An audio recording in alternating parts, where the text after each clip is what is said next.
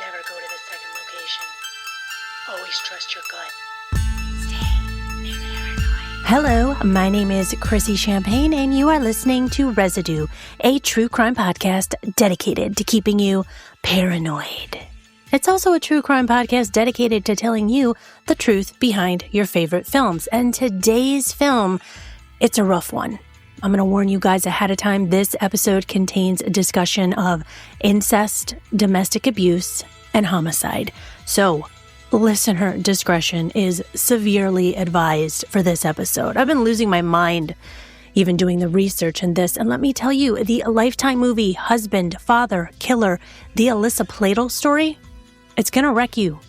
Before we get to the story, you know we got to get down to business. If you would love to follow me on social media, I would absolutely love if you did that. And my Instagram is Residue Podcast. TikTok and Facebook are Residue, a true crime podcast. And you know the drill. If you leave a 5-star review, you're really helping me out. And if you don't like the singing, just maybe tell me over on Spotify so we can have a conversation about it. But at this point, it's too late to apologize. It's too late. It's literally like 5 seconds of your life. Fast forward if you can't handle it. And last but not least, this is a free podcast. For now, because, I plan on getting super famous. But actually, I put my heart and soul into this every single week. It's been about, 109 weeks now, and I haven't missed one episode because I'm severely dedicated to you all. I don't want you to wake up on Tuesday morning and go, where the hell is the episode? What the hell is Chrissy doing? And that is why 5-star reviews are so important. It's literally the best way that you can help me because I research, I write, I produce, I edit, I put this whole show together and make sure it's out by Tuesday at midnight for your beautiful little ears to enjoy. Thank you again for being amazing, my residues. And I will warn you one more time. There is a discussion of incest, domestic abuse, and the death of an infant in this story. So please take care of yourselves and join us again next week if you feel this is going to be a little bit too much for you. Love you.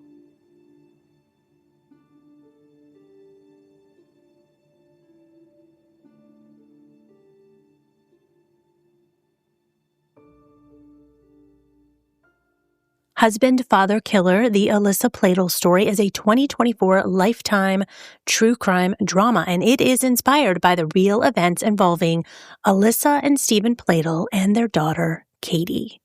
As with most of the movies we talk about here on Residue, it's a tough watch. This one's a hard watch because of the subject matter. I think that the actors pulled it off wonderfully. I've got to say, the 2 little girls that played the daughters of Stephen and Alyssa, they were fantastic actresses.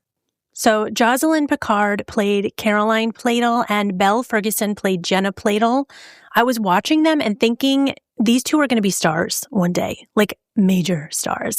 Jackie Cruz played Alyssa Pladl, and I adored her in this movie. I also have to add, just side note, her outfits, her wardrobe, I love it. That's the thing I was going to say to you guys. Okay, it reminded me because I loved her boots in this movie. I know that's such a stupid thing to pick out, but when there's something that's just so hard to watch, you start looking at other things inside of the movie to kind of distract you from the subject matter. Her outfits, it's like me. It's like jeans and a t-shirt and a pair of combat boots.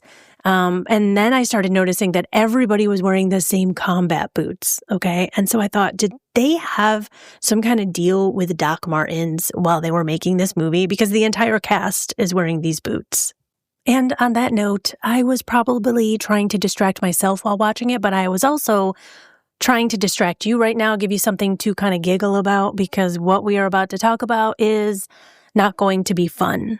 So here is the story of Alyssa Pladl.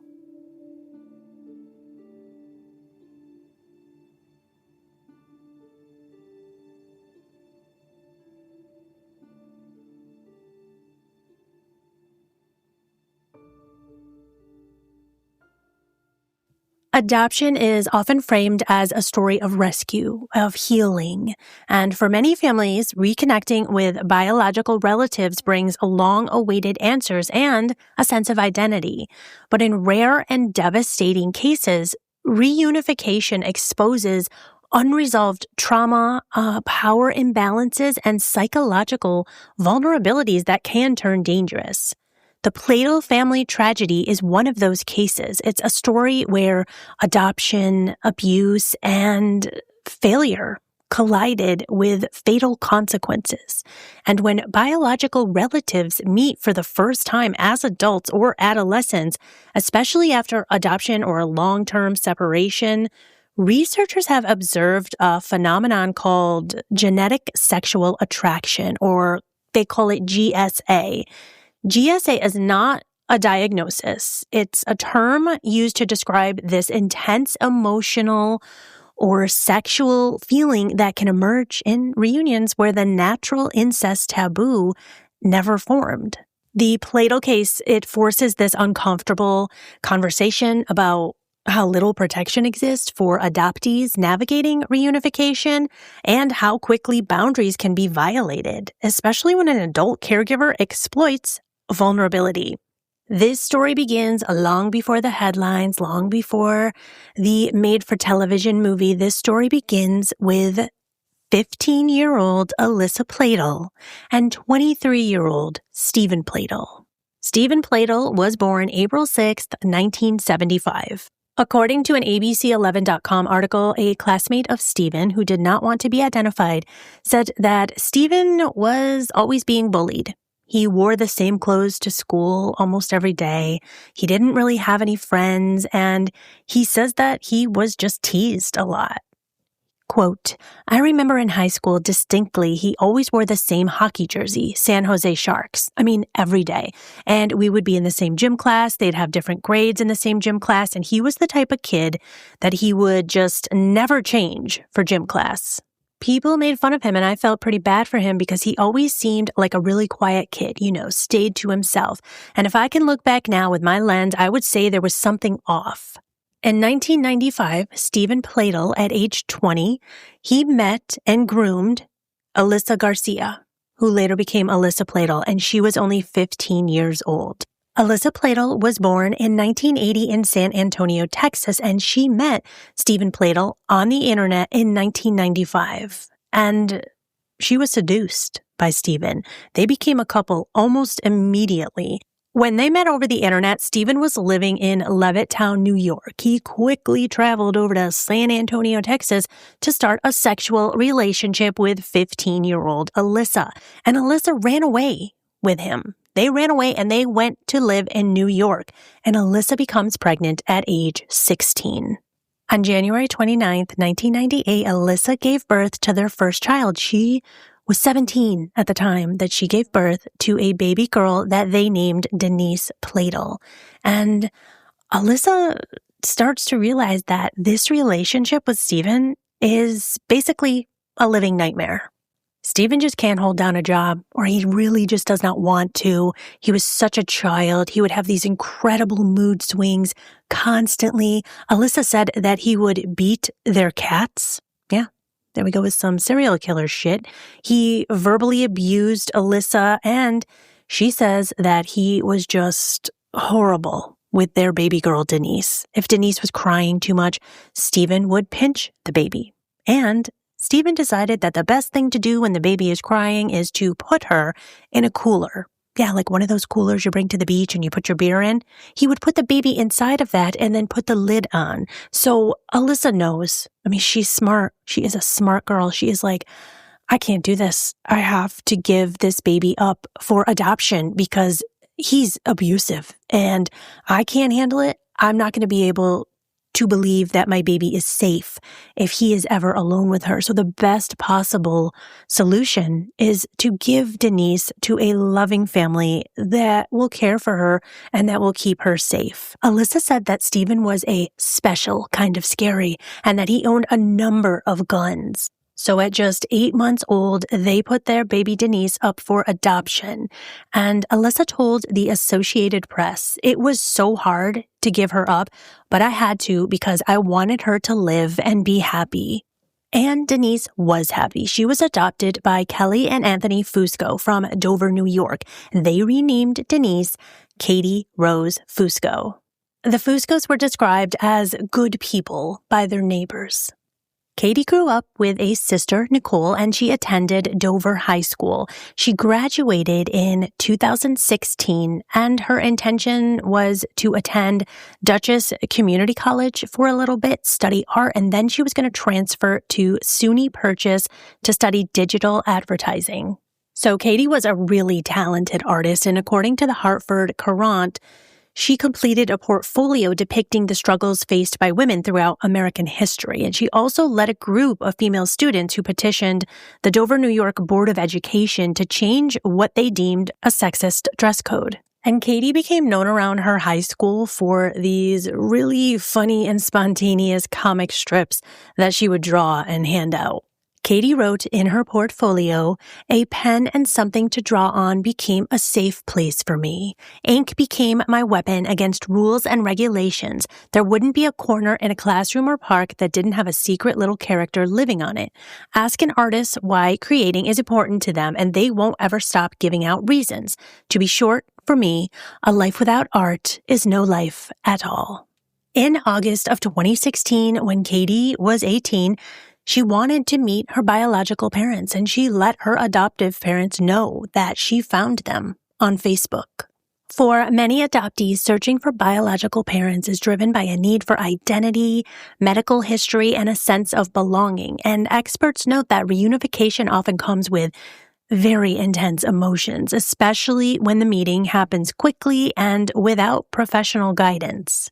Okay, so Katie reaches out to Stephen Pladl on Facebook, and she meets up with them in North Carolina. It's very quickly that Katie decided to move in with her biological parents. And of course, her adoptive parents who have raised her these 18 years are very apprehensive about it. And they don't really want Katie living with her biological parents at this point, but what can they say? She's 18. They try to guide her. They try to let her know that they found out that maybe these two together as a couple aren't the greatest people and that Katie should stay very cautious. When Katie meets her biological parents, they are married at this point and they have 2 daughters. So Katie has 2 sisters. Their daughters are 11 years old and 6 years old. And their 11-year-old is special needs. So everyone always asks the same question. Why did Alyssa stay with Stephen and have 2 more kids, knowing that she gave Katie up for adoption because Stephen was very abusive? I don't have an answer for this. Alyssa has stated that Stephen didn't treat his 2 daughters the way that he treated baby Denise before they gave her up for adoption. He treated them differently, and Alyssa said that things seemed to be different this time around. But there were reports that Stephen did abuse his 2 daughters, and maybe not in the same exact way that he did with Denise, but he would often ridicule or taunt his daughter who was special needs. There was a story about how his youngest daughter wet her pants and he left her standing in the bathtub soaking wet in her clothes until her mother got home. So things didn't magically change once they gave their baby up for adoption. They didn't magically become this amazing couple. Nobody knows why Alyssa stayed, but we know what abusive relationships are like. And you have to remember that Alyssa was groomed by this man. He met her when she was 15 and he was 20. So from the outside, their life looked pretty normal. And when Alyssa welcomed Katie into their home, she wanted the reunion to be healthy and supportive. There was no immediate sense that this was unfolding to become something dangerous. And at first, it just looked like this long-delayed family connection finally taking place. But almost as soon as Katie arrived, the household dynamic began to shift, and Stephen's attention toward Katie felt unsettling. If you find yourself drawn to all things true crime and the unexplained, you should check out Macabre Mondays, where some people start their week with coffee, but Alejandra and Tom start theirs with ghosts, mysteries, and things that go bump in the night. Hosted by husband and wife duo Alejandra and Tom, the show follows Ale as she tells strange, sinister, and spooky stories while Tom hears everything for the very first time, getting dragged along for the ride. It's a little bit of marriage, mystery, and a whole lot of macabre. You can listen to Macabre Mondays anywhere you get your podcast, or watch full episodes on YouTube by searching Macabre Mondays. Boundaries that should have been automatic between a parent and child, they were absent. And Alyssa noticed changes in her marriage and in the way Stephen treated her. He was dismissive, he was hostile, increasingly controlling. And Katie, meanwhile, was navigating this new identity. According to Alyssa, Stephen became obsessive toward Katie. He isolated her from others. He always wanted to be alone with her. He undermined Alyssa's role in the household, and he exercised just this increasing control over Katie's life. And there were times that Alyssa would walk into Katie's bedroom and Stephen would be sleeping on the bedroom floor. Stephen started turning Katie against Alyssa, telling her that it was all Alyssa's fault that Katie was put up for adoption. This is further creating this just distance between Alyssa and Katie.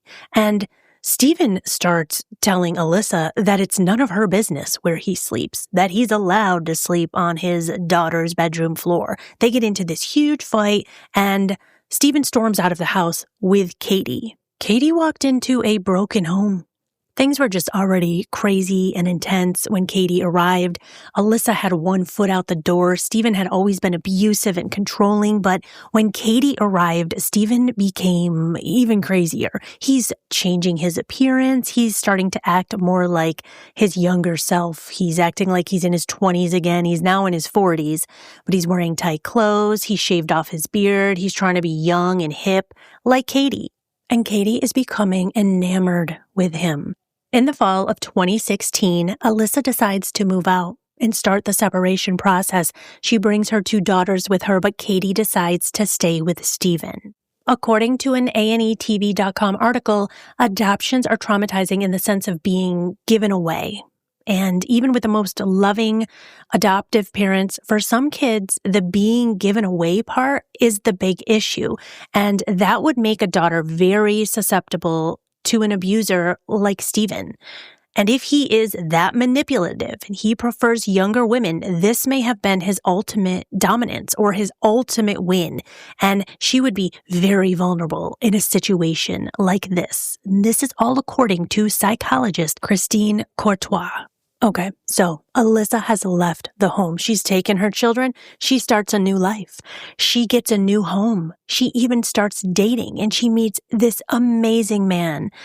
She's begging Katie to just come stay with her, but Katie doesn't want to. Now, Stephen and Alyssa are sharing custody of their other 2 children. So some days Stephen will have them, and some days Alyssa will have the children. So things seem to be going okay. But that is until one day her daughters come home and her older daughter is acting kind of strange and telling her, things don't seem right at Dad's house. Katie's kind of acting like our mom, and she wants us to call her stepmom. I mean, of course, Alyssa is like, what are you talking about? Are you guys serious? Is this real? You really think Katie's trying to become your stepmom? You guys must be crazy. So she's not really believing her daughters at this point. But Stephen comes to Alyssa, hands her their daughter's journal, their oldest daughter, below Katie, and tells her, you have to read what your daughter wrote in her journal. And Alyssa's like, why are you going through our daughter's stuff? And Stephen's like, just read it.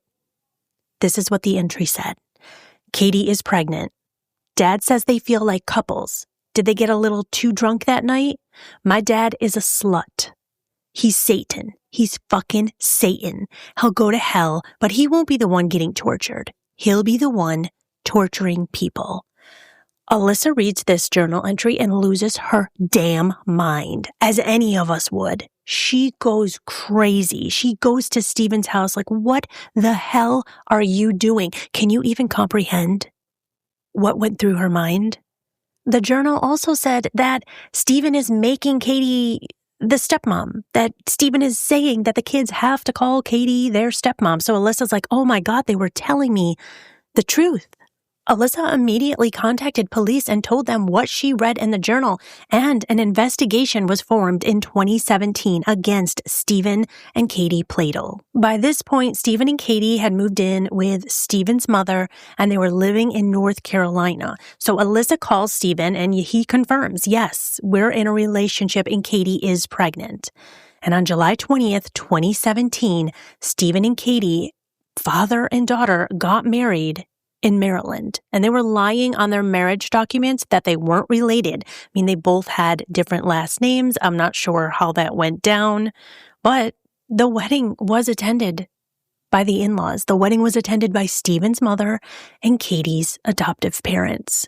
I feel like if I had a co-host and I was telling them this story, they would be asking me, what the fuck? Are you telling me that Katie's parents attended this wedding and they gave their blessing?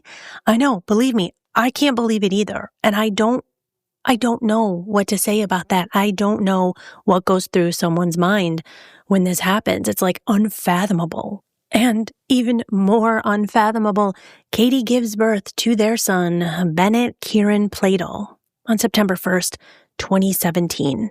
All of this was happening so quick. Alyssa and Stephen's divorce was finalized 2 months before these two got married in July of 2017.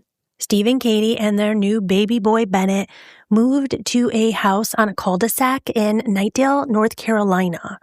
In January of 2018, Stephen and Katie are arrested and charged with incest-related crimes, and Katie is ordered to live with her adoptive parents in New York while awaiting trial. When they are released from jail to await trial, Stephen returns to North Carolina, Katie returns to New York, and Alyssa, she starts expressing this concern to everybody that Stephen is completely unstable. He's very dangerous, and Alyssa wants to go into hiding with her 2 daughters at this point.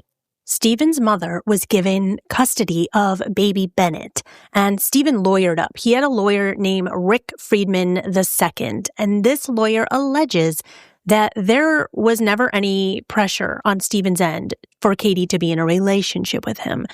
Rick Friedman II said, "This case is an 18-year-old girl who shows up at the doorstep of a 40-year-old man who's going through difficult times with his wife. They have a bond because they're biologically related, but they never knew each other before they had a sexual relationship.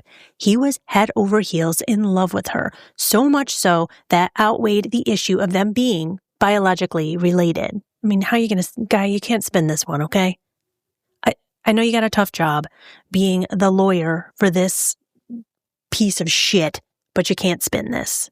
There is a no contact order between Stephen and Katie, and Stephen is going crazy. He wants to see Katie. Katie doesn't want to see him. Katie is hysterical. She's back home with her adoptive parents, and she's trying to heal. She's trying to figure out her life right now. On April 11th and 12th of 2018, Stephen Pladl commits a multi-state killing spree. On April 11th, 2018, Stephen picked Bennett up from his mother's home in North Carolina, and Stephen was legally allowed to have visitation at that time. That night, while alone with his baby boy, Stephen killed Bennett, and Bennett's body was discovered during a welfare check on the morning of April 12th, 2018. Stephen then left his home and he headed towards Katie. Now, he knew Katie's routine, and he knew that every Wednesday, Katie and her adoptive father, Anthony, Tony, would go to her grandmother's house and they would help her clean in Waterbury, Connecticut. So Stephen drove all the way there to Katie's home. He sat outside, waited for her and her adoptive father to get into the car. Her father, Tony, was driving. Katie got in the passenger seat. They drove away, and Stephen followed them. Katie is driving in that car with her adoptive father, and she has no idea that her child is dead and that her husband, soon-to-be ex-husband, her father, is behind her, ready to kill her. Now, Tony stops at a stop sign, and Stephen, who's right behind them, just pulls up on the side of them, on the passenger side that Katie's sitting on, and he opens fire on both of them, killing both of them with an Arrow AR-15 style rifle. Immediately, bystanders, they report shots being fired in New Milford, Connecticut. Police discover the bodies of Katie and Anthony, but Stephen is still driving, and he calls his mother, and he tells her, I just murdered Katie, Anthony, and Bennett. The layers of people, the amount of people in this story that are harmed by this man. I mean, Katie, Alyssa, the two children that Stephen and Alyssa shared together, the adoptive parents, Stephen's mother. Stephen's mother immediately calls 911 and she tells them, he told me to call the police and that I shouldn't go over to his house. He left the baby dead. His wife broke up with him yesterday over the phone. She's in New York and he told me he was on his way and after bringing the baby to her and then he was going to come back, but I couldn't even see this happening. So immediately police arrive at Stephen's home. They find the body of baby Bennett. Alyssa Pladl is a survivor in this story. She reported the abuse. She tried to get away. She tried to protect her children. Even way back when she gave Denise, Katie, up for adoption, she was always trying to protect her children. She alerted the authorities, and she lived through this unimaginable loss caused by Stephen Pladl, the man who groomed her from age 15. After Stephen Pladl called his mother to alert her that there was a key left under the mat for easy entry into his home and that he killed his son Bennett, Stephen pulled over on the side of the road and he took his own life.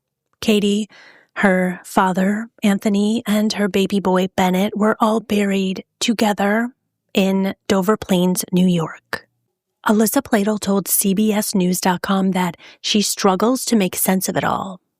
Alyssa says, I'm grieving, I'm sad, I'm upset, but I also want to have something good come out of this. If it's to get the truth out there, to open people's eyes to incest. Mara White, a senior manager of consulting at the Rape, Abuse, and Incest National Network, RAIN, tells A&E.com, unfortunately, a lot of times it takes something this extreme for people to start talking about it again. When you read a story like the Pladl case, it impacts you. It's such a tragedy and we all feel it. I would just like to say that reports of incest can be made confidentially to the National Sexual Assault Hotline at 800-656-4673. Alyssa Pladl now leads a quiet life, and she says, it is a relief to know that I don't have to look over my shoulder anymore. He was not a person who is very deserving to be on this earth anymore.